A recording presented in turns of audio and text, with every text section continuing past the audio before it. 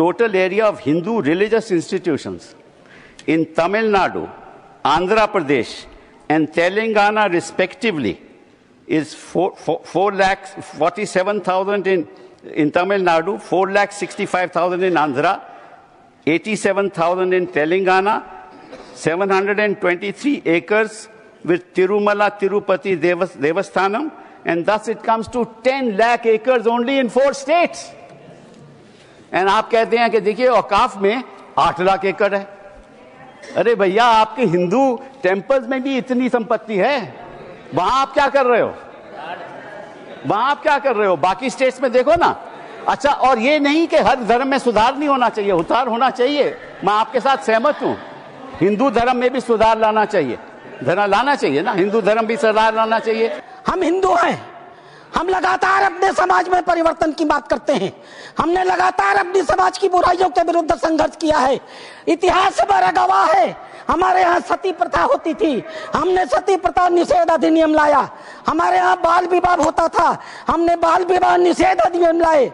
हमारे यहाँ विधवा विवाह नहीं होते थे, हमने विधवा विवाह अधिनियम लाया। आश्चर्य की बात होती है जब इस समाज की चर्चा होती है, आश्चर्य की बात होती है इन 75 सालों के अंदर एक बार भी मुस्लिम समाज के संशोधन को लेकर, सुधार को लेकर के, एक गरीब मुसलमान की जीवन की बेहतरी को लेकर के एक बार भी किसी प्रकार के सुधार आंदोलन को इस सदन में लाने का काम नहीं किया। आज यह पहली बार है और हमें गर्व है अपने प्रधानमंत्री पर, नरेंद्र मोदी पर, जिन्होंने इस मुस्लिम समाज के सुधार के ऐतिहासिक विधेयक को लाने का काम किया है।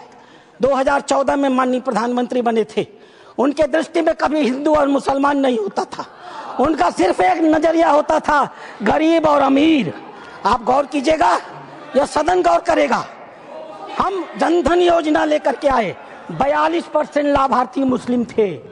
हम प्रधानमंत्री आवास योजना लेकर के आए, 31% लाभार्थी मुस्लिम थे। हम उज्ज्वला योजना लेकर के आए, 37% लाभार्थी मुस्लिम थे। हम मुद्रा योजना लेकर के आए, 36% लाभार्थी मुस्लिम थे। हम स्किल इंडिया लेकर के आए, 22.7% लाभार्थी मुस्लिम थे। हमने प्रधानमंत्री एम्प्लॉयमेंट गारंटी प्रोग्राम चलाया, अध्यक्ष महोदय 70% अधिक मुसलमानों ने उस योजना का इस देश में लाभ लिया।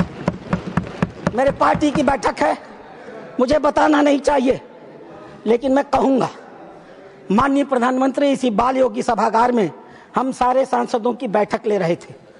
उन्होंने क्या कहा हमसे? उन्होंने कहा, लोग कहते हैं कि मुसलमान भाजपा को वोट नहीं देते, आपको याद होगा मित्रों? उन्होंने कहा नहीं, ये गलत है, देते हैं। और अगर मान लिया जाए कि नहीं देते हैं तो इसका मतलब क्या है? क्या वो देश के नागरिक नहीं है? क्या उनके काम नहीं होने चाहिए? क्या उनका विकास का काम नहीं होना चाहिए? हम सारे सांसदों को उन्होंने मीटिंग में कहा, अपने काम को करते समय कभी हिंदू और मुसलमान न करना, विकास की धारा सारे समाज पर समान रूप से पहुंचाने की बात कही। उन्होंने दूसरी बात कही, मैं पूरे देश को 2047 में विकसित भारत का सपना दिखाता हूं। क्या 20% मुसलमान अगर देश का पिछड़ा रह जाएगा तो क्या भारत का विकास का सपना पूरा होगा? नहीं। हमें भारत के विकास का मतलब है 20% मुसलमान के विकास की भी योजना बनानी है। यह कल्पना माननीय प्रधानमंत्री ले सकते हैं। आजादी के 75 सालों के अंदर इस कल्पना को लेकर इस देश में कोई नहीं आया था। और तीसरी बात उन्होंने कही, सरकार के, और सबसे महत्वपूर्ण बात है, सरकार के स्तर पर सरकार जो कुछ भी कर सकती है मुसलमानों के जीवन की बेहतरी के लिए हम करने का प्रयास करेंगे, लेकिन मुस्लिम सामाजिक संस्थाओं की भी रोल होनी चाहिए। ये मुस्लिम पर्सनल लॉ बोर्ड की भी भूमिका होनी चाहिए, यह जमायत उलेमा की भी भूमिका होनी चाहिए, यह वक्फ कमेटियों की संपत्तियां जो पड़ी हुई हैं उनकी भी मुसलमानों की जिंदगी को बेहतर करने में भूमिका होनी चाहिए। यह बात आज की नहीं थी, ये लोकसभा चुनाव के 6 महीने पहले की बात है अध्यक्ष महोदय। उस समय वो कल्पना लेकर चल रहे थे कि अगर हमने मुस्लिम वक्फ की संपत्तियों का बेहतर उपयोग कर लिया, पारदर्शी उपयोग कर लिया, उनकी आय को बढ़ा दिया, उनके ऊपर जो कब्जा करके लोग बैठे हुए हैं उन कब्जेदारों को हटा दिया, तो स्वाभाविक रूप से जो अकूत संपत्ति पूरे भारत में मुसलमानों के पास आएगी, हम उसका इस्तेमाल गरीब मुसलमानों की शिक्षा के लिए, जीवन की बेहतरी के लिए, उनके मुसलमान महिलाएं दर बदर भीख न मांगे, अपनी इज्जत का समझौता न कर सकें, कोई बूढ़ी मुस्लिमरा रात को खाली पेट सोने के लिए मजबूर न हो, हम उसके लिए व्यवस्था करके लाएंगे। और वस्तुतः अध्यक्ष महोदय, वक्फ अधिनियम की जो ही माननीय गृह मंत्री ने घोषणा किया, पूरे देश में तूफान आ गया। आश्चर्य होता है, वक्फ की घोषणा भी नहीं हुई, कानून सामने भी नहीं आए, विरोध शुरू हो गया। तुम्हारी मस्जिदें कब्जा कर ली जाएंगी, तुम्हारे दरगाह कब्जा कर लिए जाएंगे, तुम्हारे कब्रिस्तान कब्जा कर लिए जाएंगे, तुम्हारे मदरसे कब्जा कर लिए जाएंगे। मैं एक पत्रक लेकर के अध्यक्ष महोदय आया हूँ। केरल और कर्नाटक की एक आतंकवादी संस्था है PFI, माननीय गृह मंत्री को आभार प्रकट करता हूँ, उन्होंने बैन किया है। PFI की एक दूसरी संस्था है SDPI। आज SDPI, मेरे पास पर्चे हैं, मैं गृह मंत्री को सौंपूंगा और आपको भी दूंगा। आज SDPI पूरे देश में, मेरे पास राजस्थान के पर्चे आए हैं जहां SDPI सबसे कमजोर है। पूरे देश में पर्चे बांटे जा रहे हैं और बताया जा रहा है कि ये वक्फ कानून अगर आ गया तो मस्जिदों पर भाजपा सरकार कब्जा कर लेगी। आखिर क्यों? लेकिन ये लोग भूल गए, नरेंद्र मोदी किसी और मिट्टी के बने हुए हैं। आपके विरोध से वो डरने वाले नहीं थे।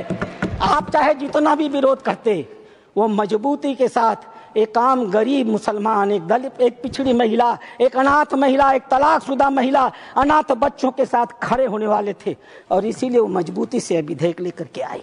अध्यक्ष महोदय, ये चर्चा कर रहे थे वक्फ बाई यूजर की। क्या होता है वक्फ बाई यूजर? हजरत मोहम्मद साहब ने क्या कहा था?